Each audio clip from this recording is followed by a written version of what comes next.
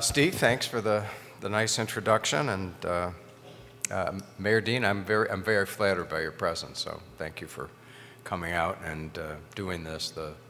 The support of public officials for reading in libraries is really it's essential, and it's a great thing you do for the city and especially the young people in the city who benefit most from the presence of a great library. When I talked to Terry about, what I should address this morning, she suggested that I talk a little bit about my creative process. And I confessed last night in a smaller gathering that listening, you can learn about as much from listening to a novelist describe his or her creative process as you can, how to bake a cake by eating it. It's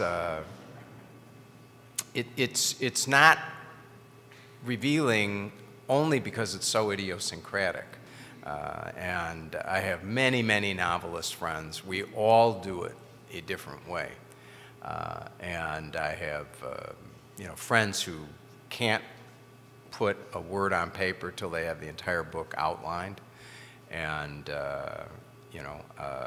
friends that literally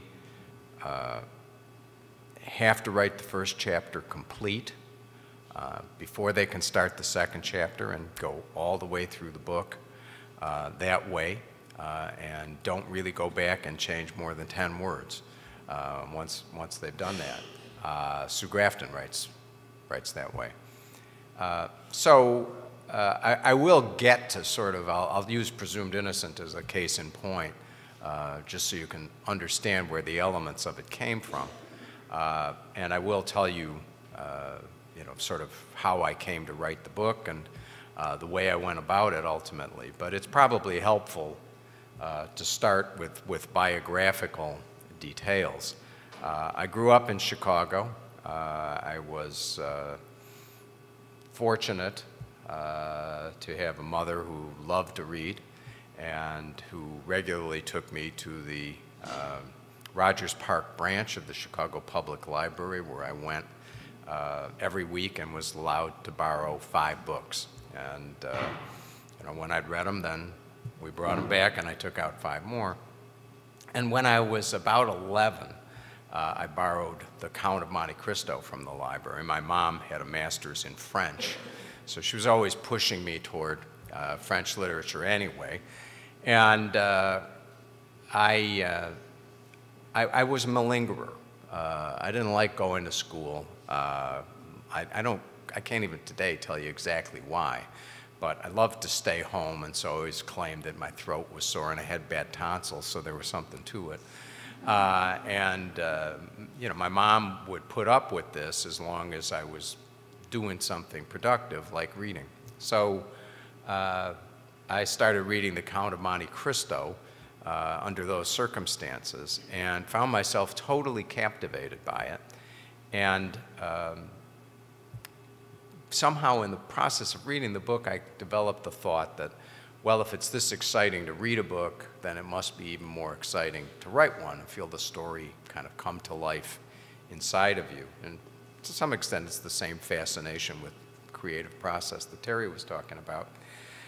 And there were other influences on this. My mom was sort of a would-be novelist and loved her dearly. And I think I was more interested in being like her than my dad, who was a doctor, and we had sort of a scratchy relationship. And I also was the hardest working human being I've ever seen. I don't think there was anything in his life as an obstetrician gynecologist that a rational person would aspire to in terms of the amount that he worked.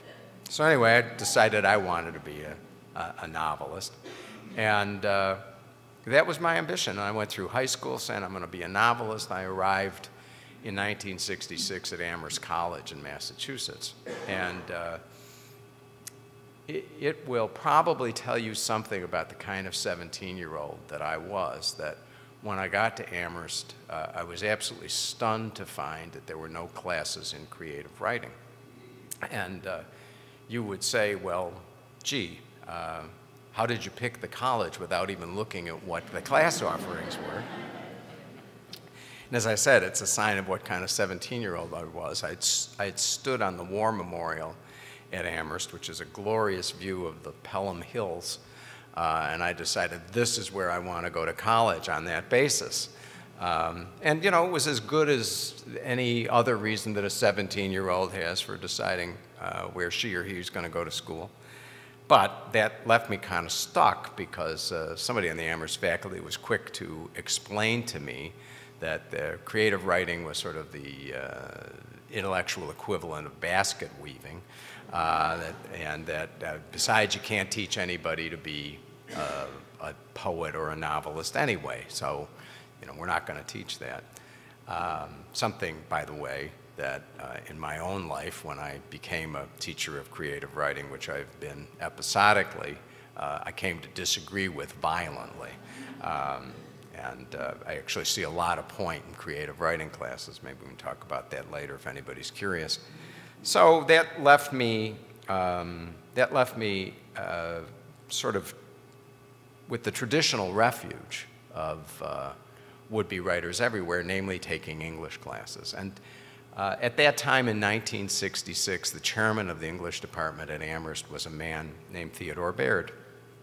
And Baird was a very odd character, curmudgeonly, crusty, had once met Frank Lloyd Wright at a cocktail party and said, "Oh, you know, you can design a house for rich people, but you can't design a house for an ordinary man like me." And you know, Wright was kind of an SOB, and he recognized a kindred spirit, and so, and you know, 3 months later, plans for a house that Baird came to build in South Hadley arrived from Frank Lloyd Wright. So he also, among the other curmudgeons that he counted as close friends, was Robert Frost, probably Frost's best friend, which is kind of a surprise to people who know a little bit about American literature and assume that Frost had no friends at all. But Baird was his best friend. Frost had taught at Amherst for a while. And he was one of the exponents of a theory called the New Criticism. And the New Criticism provides that that all that matters in interpreting a work of literature are the words on the page. It's you know, it's sort of like a court that says, you know, all we're going to do to decide what a statute means is look at the words of the statute. And but that meant that, you know, the traditional remedies of critics, like, you know, what was the history of the times, what was the biography of the poet or author, those things just didn't matter. All you needed to know were the words on the page. And in order to sort of begin drilling this point into his students, Baird would arrive in his freshman English class, and he would take a yellow pencil from his coat pocket, and he would look at the first young man and say, "What is it?" And the first young man, of course, would say, "It's a pencil, professor." At which point Baird would go hit him across the head with it. And he would then go to the second young man and say, "What is it?" And the second young man would say, "Well, it's a long yellow object." And Baird would whack him with it again. He went all the way through his class of 15 students, and nobody, of course, ever got it right. And he hit each one of them, and then he came to the front of the classroom and said, "It's a weapon." And then he went to the window, and he said to the first young man, who by then was wise enough to be cowering under his student desk, you know, "What is it?" as he pointed to the window. And the student would say, "Well, you know, it does have a, you know, that does kind of look like a window." And Baird would go, "No, it's an exit." And he would lift the sash and step over the windowsill and be gone for the rest of the first class period. So this lesson that, that a single word can change our understanding of a situation, even of another human being, was a profound one, and frankly, it's been of enormous relevance to my life, both as a novelist and as a lawyer. But it did not teach me how to be a novelist. And so in utter frustration, I went home after my freshman year in college, and having no resort to any other remedy, I decided that I would just have to write a novel. And of course, I had, as it happens, struck upon the only way to become a novelist, which is, or a writer of any other kind, and that is to write. And writers write, and the people who do are writers, and the people who don't aren't. And it's just that simple. And we think, because we use language every day, that there's something intuitive about becoming a poet or a novelist. And in a very few cases, there is. But for most of us, it's just a matter of practice. And it's like the old joke about how do you get to Carnegie Hall, to which the old man answers, the man on the subway who asks the question, practice, practice, practice. That's how you get to Carnegie Hall, and that's really how you become a novelist. And so I had sort of accidentally struck upon the key. Phil Knight, who is the founder of Nike, is somebody who likes my books, and I was once exchanging notes with him, and I told him he had stolen the novelist slogan, which is namely, just do it. So the novel I wrote, was called Dithyramb. I may not have learned much as a freshman at Amherst, but I'd certainly learned to be pretentious. And this is a Greek term, and the book was hardly as lofty as the title may make it sound. It was just about two young men from the north side of Chicago, as I had been at one time in my life, who, like Huck and Jim, follow the Mississippi. They end up down in New Orleans, and there they witness the murder of an African-American prostitute, and then try to get the police interested in this. And I go into the plot just because it's sort of telling about the writer I was ultimately to become. You'll note that crime and murder was at its center. Not that I noticed that at the time. Not, I guess, lacking in chutzpah, I finished my novel over the summer and decided I would send it to the waiting literary world in New York. And they were not waiting, as it turned out. I sent it, and they sent it back, and this went on for months and months and months, far longer than it had taken to write Dithyramb. So I was in the midst of this process when my college roommates, who, like young men always with their friends, decided to torment me. And an issue of Time magazine had come out which reported that Mickey Spillane at that time, who was sort of a very hard-boiled crime writer, noir in a hard shell, was the best-selling novelist in the world.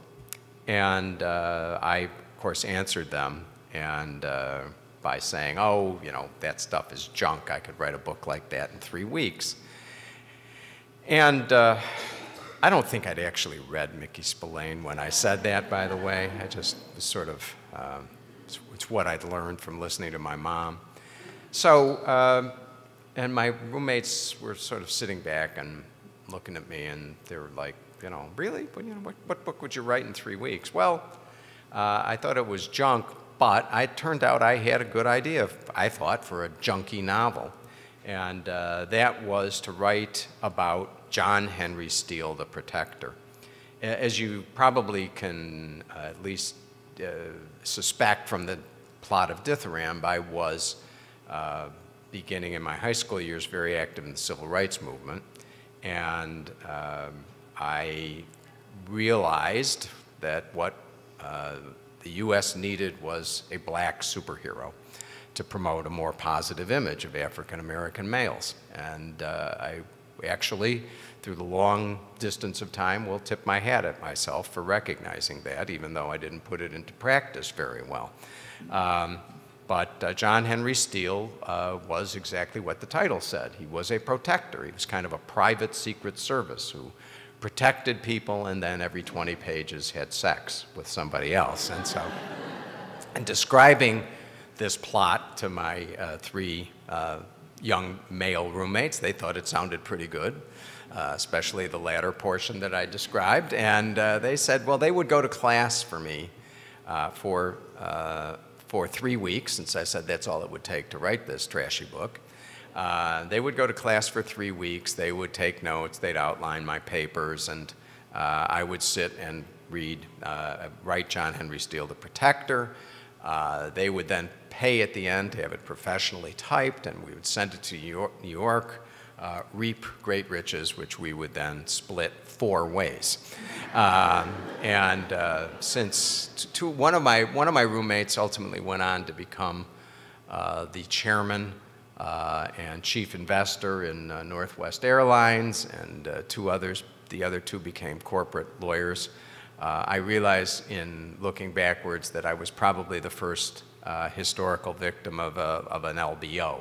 I wrote John Henry Steele, the Protector, in the 3 weeks that I had given myself, and we sent it off to New York once again with a glorious cover letter describing the circumstances of its creation. And at that point, history intervened. This is now the spring of 1968, and Dr. Martin Luther King was assassinated. And you know, that changed American history in a profound way. It sort of answered the debate then going on between figures like Malcolm X and figures like Dr. King about, you know, whether white folks could really have a significant role in changing the lives of black people. And basically white people like me were evicted, with good reason, from the civil rights movement. And it became inappropriate for white people to expropriate the experience of black people in literature. So the idea of a young white college student writing about a black anything, let alone John Henry Steele, the Protector, was immediately unpalatable to everybody in New York, and we sent the manuscript out, got it back with cover letters basically explaining, you know, rejection letters explaining what I just said, that this wasn't the right time for a book like that. I will note that Shaft and Superfly were to come soon afterwards, but there was one editor who said the book, of course, was, you know, under present circumstances unpublishable. The cover letter, on the other hand, made an interesting start on a novel. And would I be interested in writing a book about 3 college students who, you know, have this scheme? So I went back to writing what I thought of as more serious stuff. The real first experience that I had of feeling that I was a writer came while I was a junior, and happened to have had a blind date with a woman in Boston who, in the course of our evening together, we'd sort of connected, and she told me the horrible story of having been raped the year before. And I went back to college and for some reason got sick, and I guess those things float around dormitories, and high fever, and got up out of my fever bed and I wrote a short story about a rapist. From the rapist's point of view, which will just go to show you in this conversation about process how things get twisted around in the imagination of writers. Anyway, that short story and another one ended up getting professionally published. By then, I was in Professor Baird's Shakespeare class, and this was before Publish and Perish. Most of the faculty members in the Amherst College English department, to tell you the truth, never published anything. So having a undergraduate who was publishing his short fiction, even in not particularly esteemed places, was sort of remarkable. And Professor Baird came up to me, and I'm in his Shakespeare class by then, and he rocks on his feet, and he looks over me, and he says, "I read your short story last night. It's not bad, and you're such a harmless-looking little fellow." So with encouragement like that, I had to go on. I was lucky enough to win a writing fellowship at Stanford. I have to say that, again, it's sort of like deciding to go to Amherst College because I liked the view from the War Memorial. I had decided with a little more basis that I would really have arrived at least as a writer in the making if I got into the Stanford Creative Writing Program and was lucky enough to win one of the fellowships they gave there. And this was based simply on the gorgeous red-banded announcements that were thumbtacked to the bulletin board in the Amherst English department, and reading many writers who had also been writing fellows at Stanford, Larry McMurtry and Robert Stone, Tilly Olson, a lot of writers whom I admired. And I got the fellowship. I was, delighted, and went off to California, and had good years and bad years while I was a writing fellow. Good in the sense that I was surrounded by a lot of really enormously talented young writers. Some of the names Alice Hoffman, Raymond Carver, Richard Price. Some of them you don't know. And I have to tell you the truth, there was not a huge difference in the talent of those of us whose names you've heard and those whose names you didn't. And it's a very serendipitous thing to make it in the arts in this country. A lot of it has to do with luck. A lot of it has to do with contending with personal demons.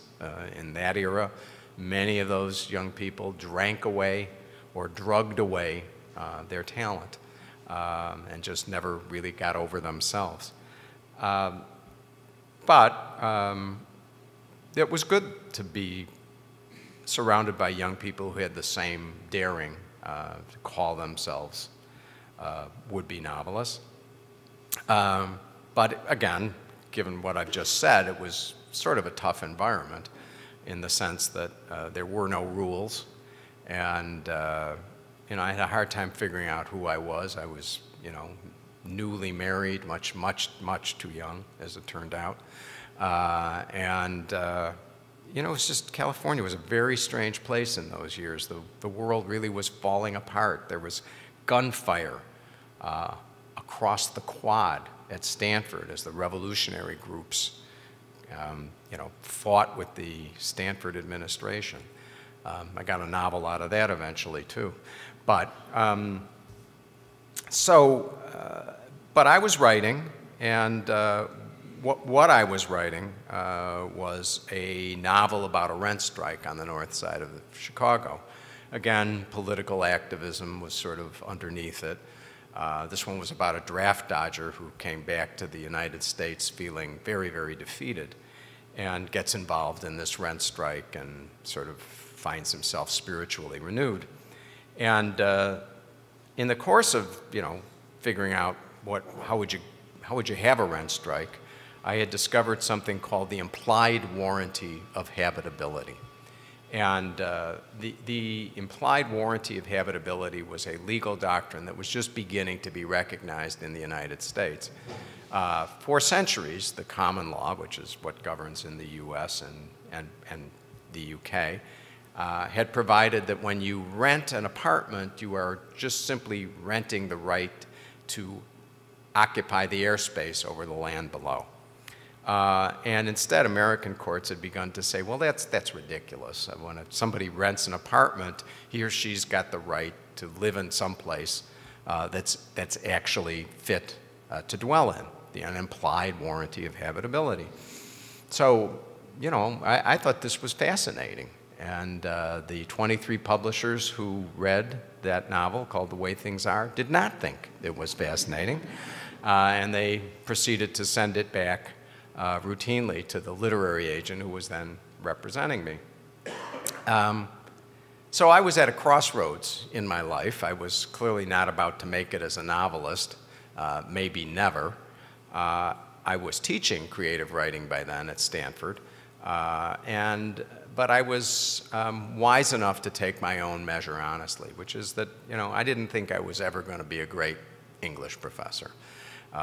For all kinds of reasons. I didn't particularly like English criticism. I thought a lot of it was baloney.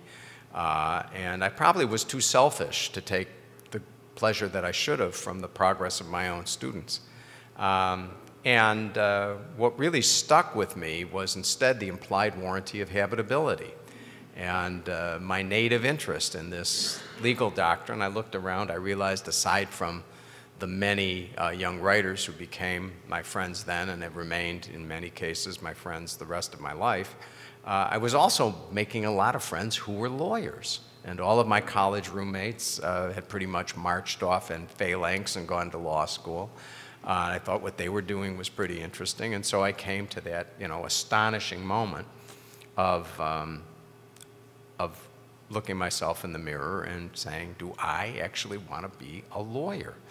And there were lots of reasons that I thought I didn't want to be a lawyer. One, of course, was that that meant that I was going to join the so-called establishment. Beyond that, I mentioned my dad, and my dad was really a prophet in his own time in the sense that he was a doctor who hated lawyers long before it was common for doctors to do that. I didn't know any lawyers. He literally wouldn't let them in the house. With one exception. So I didn't know what lawyers did, and it was fascinating to me when I began to learn. And although I had been offered a couple of really good jobs to go on with my teaching career for reasons that I've not quite understood, I decided that I was going to go to law school. And the dilemma at that point was to explain it to my literary agent. These were the days of the 3-martini lunch. And so my literary agent routinely went out for 3 martinis, and as I said, I was leading my own dissipated lifestyle on the West Coast, so I wasn't up before 9 in order to call her. I used to write late into the night, 3, 4 in the morning. And so once I got to her, she'd had her 3 martinis, and I couldn't understand a single thing that she was saying to me.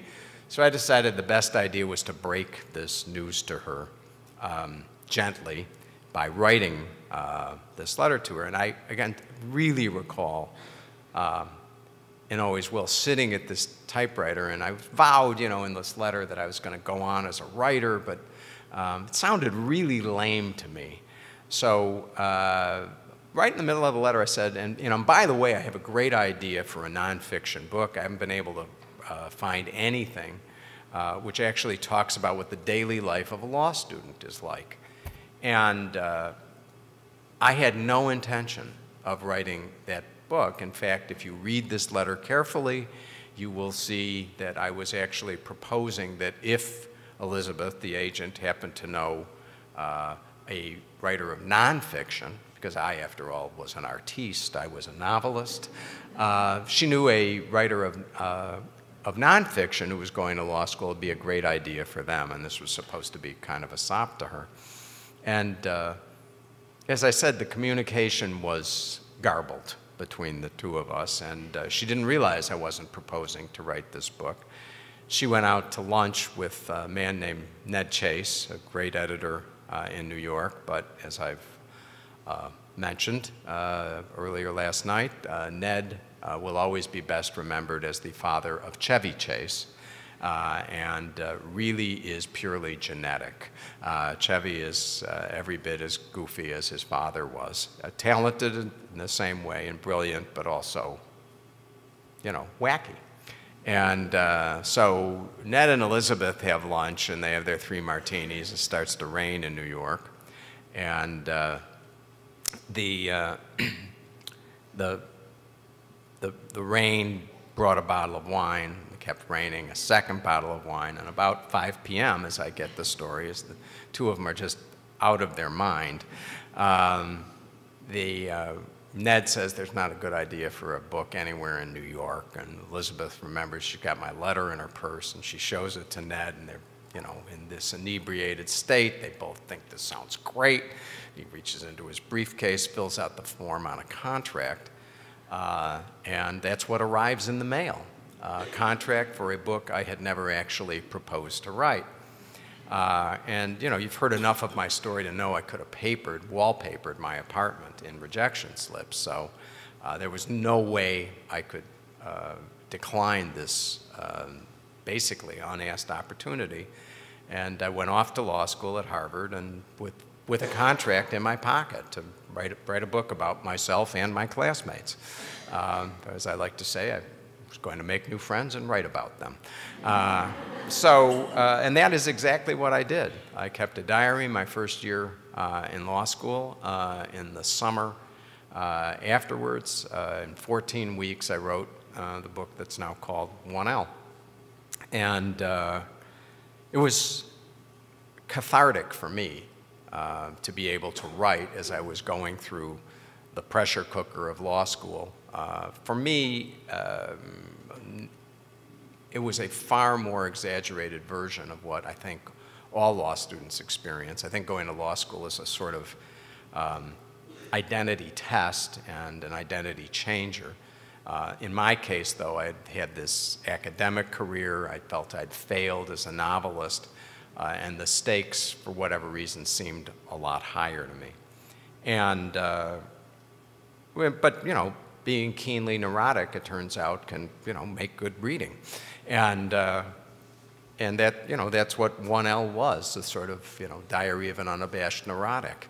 And the book was published, came out in my 3rd year in law school. People often say, well, why were you so silly as to publish a book while you were still in law school? And the answer to that came from a conversation that I had with Ned after he had read the manuscript. And he called me. This was now in the fall of my 2nd year in law school. And he said, I want you to remind me of something. And I immediately thought he didn't like the way the book was written. He said, no, the writing is fine. He says, no. He says, I just want you to remind me. He says, why did I ever want to buy this book? And you know, I'm sometimes called the father of the legal thriller, and the only moment when I ever actually predicted what would become the booming interest that was going to come in the United States in the law was at that moment when I was reselling 1L to Ned Chase. And that was pure hucksterism. I had really, I mean, I was, oh, law school applications have quadrupled. There's going to be a great market for this book. You know, once again, saying things that, with no belief in them, that have proved to be absolutely true. You know, 1L is still in print, though these many years later. So the book came out, well-reviewed, sold very nicely for a first book, and attracted quite a bit of attention. Because there really wasn't anything about what the daily life of a law student was like. And that meant, since I was in my 3rd year, and still on campus, that I was exposed to the reactions of my teachers and classmates to 1L. And it is nonfiction. I changed names to protect the guilty, as it were. But everybody knew who they were. And the folks around the Harvard Law School campus who thought they were favorably portrayed seemed to regard 1L as a discerning literary work. The people who did not think they were favorably portrayed had other opinions. Chief among them was one of my first-year law professors, who claimed that he was the model for the heavy of 1L, a professor whom I called Rudolph Perini, who is portrayed in the book as a kind of brutal utilizer of the Socratic method of classroom instruction. And ultimately, this professor got so agitated that he called a small news conference and to announce to the few reporters who showed up that he didn't want the speculation to go on anymore. He was Perini, and he was angrier than hell about it. But I figured, okay, he'd said it, got it off his chest, we were done. But no, I was wrong. So at the end of what was my first semester in my third year in law school, one of my friends comes running to me from this particular professor's copyright class. And the last question on his exam went something like this. You are an associate in a large law firm. An assumption, by the way, which was the assumption on every exam I took at Harvard Law School. You are an associate in a large law firm. A senior partner introduces you to his valued client, Professor Rudolph Perini. Professor Perini has undergone the humiliating experience of having a student, Ray Ripoff, write a book about Professor Perini's daily classroom lectures.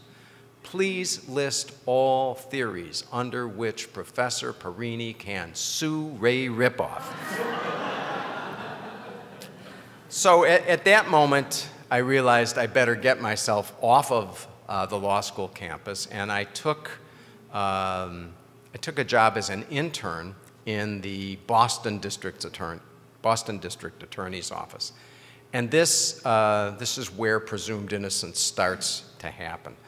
I had worked the summer before in the U.S. Attorney's office in Chicago. I had begun to recognize that I was interested in criminal law, that I found it, deeply compelling. But I went to work in the DA's office, and I was under the tutelage of the chief deputy prosecutor, a man named Tim O'Neill. And Tim was a fascinating figure to me because in addition to being just a bang-up trial lawyer, he was also a poet.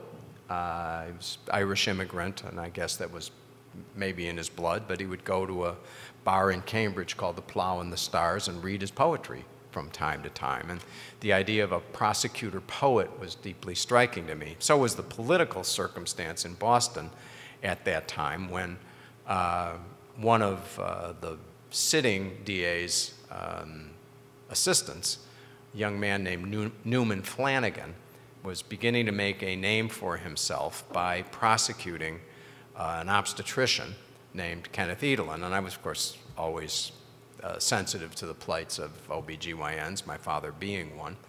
And Edelin, who was African-American, was charged by Flanagan with murder for doing a late-term abortion in a Boston hospital.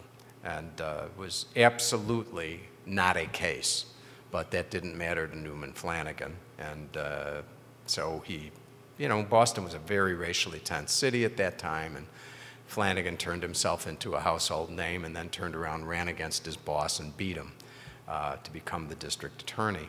Now, I mention all of this because I'm getting a little ahead of myself in the story, but this will all feed into presumed innocent. I left Boston having tried my first criminal case. I prosecuted a poor man named literally Charlie McCarthy for the grave crime of keeping an unlawful kennel, which really means that he had 6 dogs who yapped a lot in an election year. And you're only allowed to have three dogs, as it turns out, in the city of Boston. And I prosecuted Charlie for that and won. Longer story, but anyway, I went off to the U.S. Attorney's Office then in Chicago to become a prosecutor. And that was the best law job I thought I could possibly have had. I was surrounded by gifted lawyers. I had a wonderful boss, a man named Tom Sullivan, who remains a dear friend. And I was doing work that I regarded as momentously important because the U.S. Attorney's Office in Chicago had sort of become the conscience of the city and was finally beginning to put an end to the long-term and endemic patterns of corruption in local government in Chicago. So I loved my work, but I was still conscious of my promise to write. And one of the questions I had wondered about throughout my fancy pants education was, how does one write a novel that would be interesting to both, as I sometimes put it, to both an English professor and a bus driver? And in the process of becoming a prosecutor, I would turn around and look at what was going on in the courtroom. And very often when the so-called star witness got on the stand, the courtroom would be packed, and people were spellbound by this story being told of how evil had happened. And it suddenly came upon me that I had had this lifelong fascination with crime, which had brought me to the prosecutor's office, and that subject itself was both native to me and capable of exerting an enormous hold on a large audience. And with that reflection, I began writing Presumed Innocent. Now, if you ever go back and look at Presumed Innocent, you will see that the main figure, Rusty Savage, as I conceived of him, as a chief deputy prosecutor like Tim O'Neill, but one who writes with a more poetic voice than the sort of fiction bred in the heritage of Mickey Spillane. It's more literary, it allows for more emotion, more reflection. And Tim, I never make any bones about the fact that Tim inspired Rusty Savage. And the setting, of course, is that Nico de la Guardia has prosecuted an African-American obstetrician and gained great prominence by doing that. And he turns around and runs against Raymond Horgan and ends up beating him for the role of district attorney in my imagined Kendall County. People always say, why do, Kendall County, where did that come from? And I started out, obviously, writing about Boston. But it took me 8 years scribbling on the morning commuter train to write Presumed Innocent. And in that time, I've never kept a diary. I've never been one to journal, except during my first year in law school when I was writing 1L. And instead, my experiences, sort of transmogrified, end up getting pumped into the fiction. I was certainly enormously stirred up by the process of becoming a prosecutor and a lawyer and dealing with many enigmas of the criminal justice system, and the law in general. But how do we decide who to punish and what's the fair way to go about that? And that really is what animated Presumed Innocent. After many years as a prosecutor, of course, had a storehouse of anecdotes that I had heard, and they all found their way into the book. But it really was these passions that I had found for both, the criminal law, the law itself, and literature that all fused themselves in the writing of that novel. I didn't have a lot of time to write, so I wrote on the morning commuter train. I didn't really think much of my prospects, so I wrote longhand in notebooks that I had borrowed from my daughter, then a first grader. And it is literally true. I confessed this last night that much of the first draft of Presumed Innocent was composed longhand in the back of my daughter's strawberry shortcake notebook. But after 8 years, I was encouraged by my ex to finish the novel, and I did, and my world was forever transformed by doing that. So that is the story in more than a few words of how Presumed Innocent came into being. Should I take some questions, Terry? Yeah. So let me stop now and take some questions, and you're free to ask me about whatever you want to. You don't have to. It doesn't have to be creative process or my own biography. We can deal with the movies or even the poor, hapless Chicago Cubs.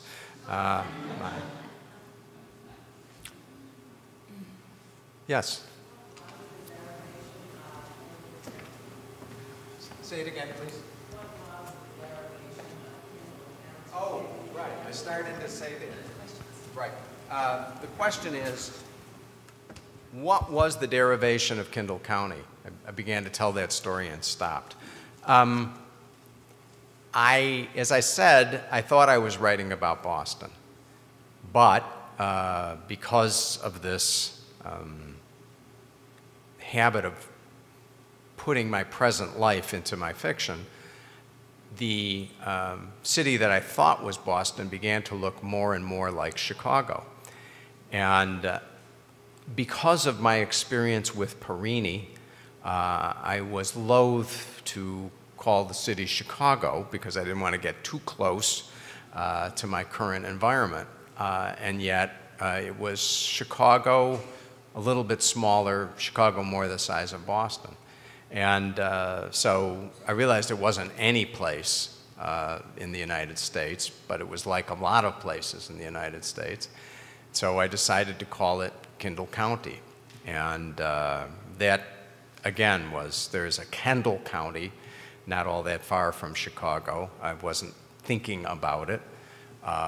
Does the name Kendall County have anything to do with the device that Amazon sells? I'm asked that occasionally, and I don't really know.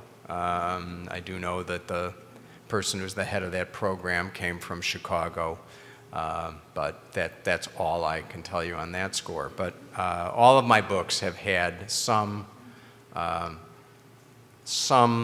reference to Kendall County. They're either set there or about people who grew up there, and Kendall County always appears, and certainly is going to appear in the next book I write. So, Julie? Could you talk a little bit about your views on the death penalty? Sure. The question is, will I talk a little bit about my views on the death penalty? My views on the death penalty by now are pretty simple, which is I'm against it. I think it's a bad idea. But I never criticize anybody's views about capital punishment because, being really candid, I've had every view about capital punishment. I started out as a college student thinking it was barbaric. By the time I'd become a prosecutor, even if I didn't necessarily feel that if I was czar of the universe, I would have ruled it that way, I certainly felt that had I been required, as one of my colleagues was, to try a death penalty case, which there was no federal death penalty, but that I could do it. I accepted it as a valid expression of the community's will, and one that was not without its roots in Western moral thought. The idea of retribution is definitely part of our concept of justice, whether it's wise or not. There will always be a sense of just deserts in our view of what ought to be, what's fair in the realm of punishment. So it was ultimately my experience as a lawyer. Once I changed sides, I represented a young man who was innocent and had been sentenced to death, and that was a horrifying experience. Really absolutely shattered me when I realized that Alex Hernandez had sort of been railroaded, because I didn't think the criminal justice system worked that way.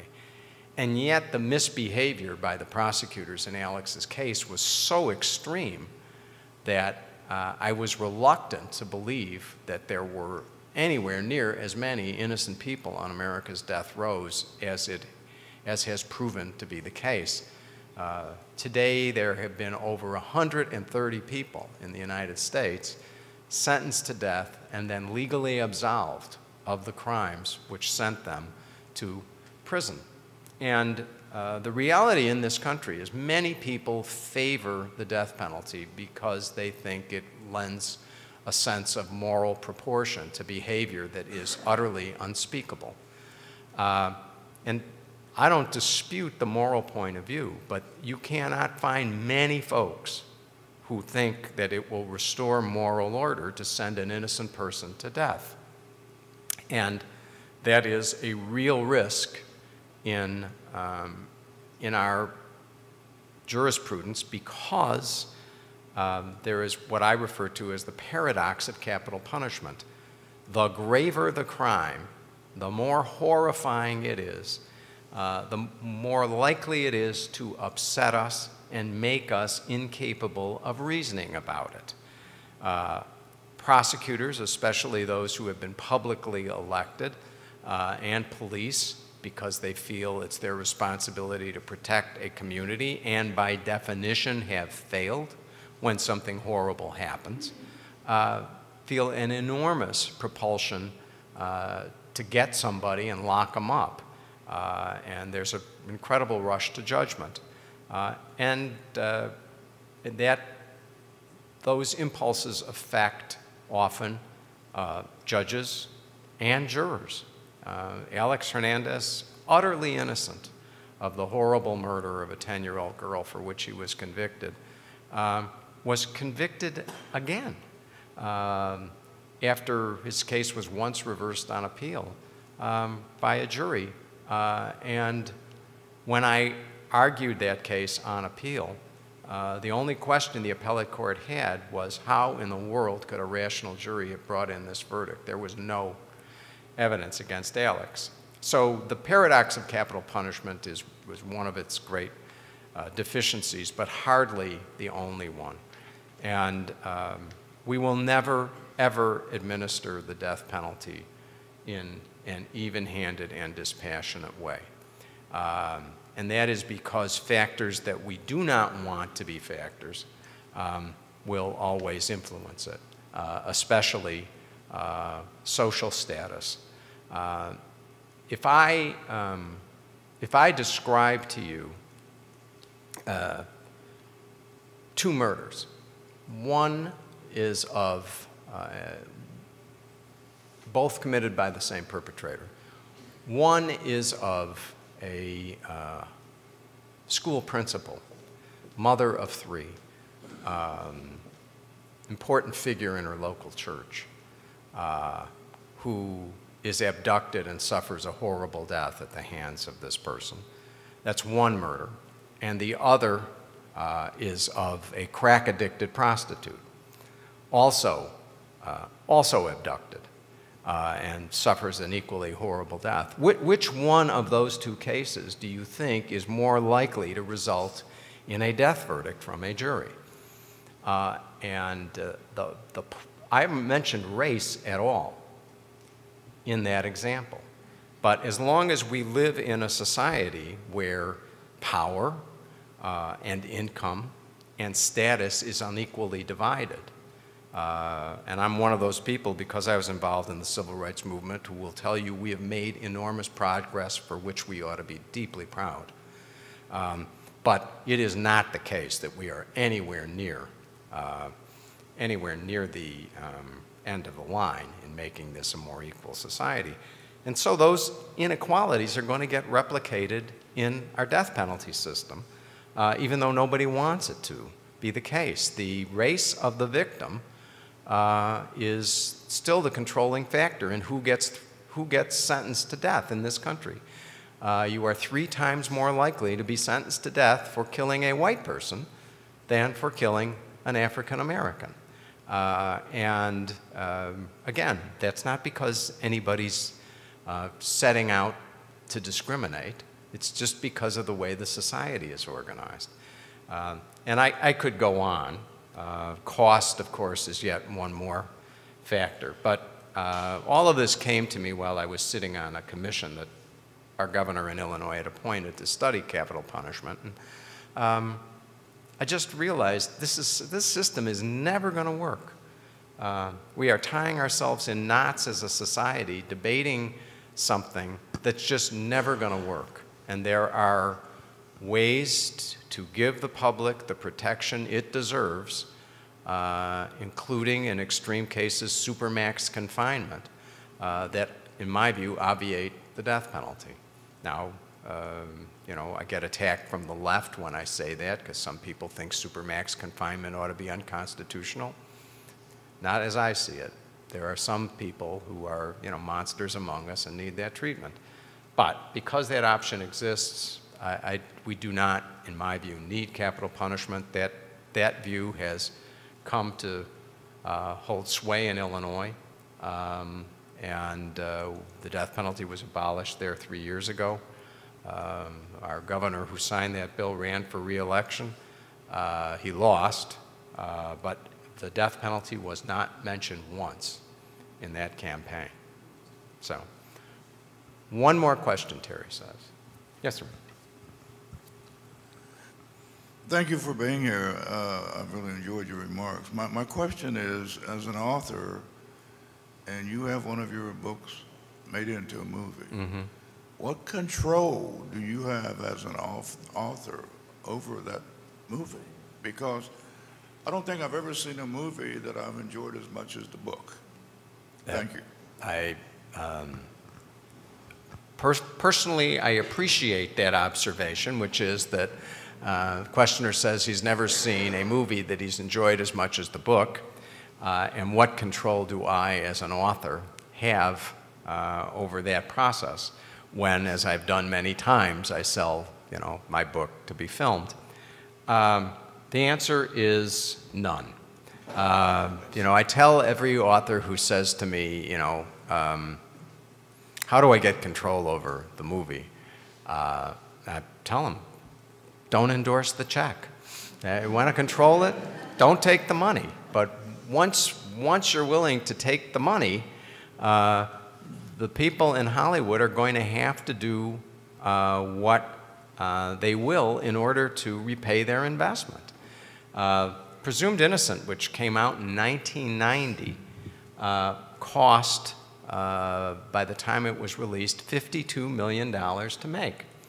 And at that time, movie tickets were $5. And in this country, there were 8 million copies of Presumed Innocent sold in hardcover and paperback.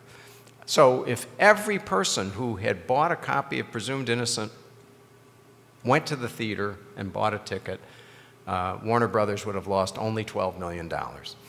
And so there's a tremendous commercial demand to make these stories palatable to an even wider audience. And some authors, my friend Gillian Flynn took a crack at writing the screenplay of Gone Girl, and I haven't seen the movie yet, but I understand it's terrific, and I'm sure she did a great job. But any author who thinks that she or he is going to not have even their screenplay subject to change is kidding him or herself. So I always take in mind the advice of Ernest Hemingway, who said the best thing to do when you sell your book to the movies is to take the manuscript to the California-Nevada border, approach from the east, hand the manuscript over, take the check, and run like hell in the other direction. Thank you.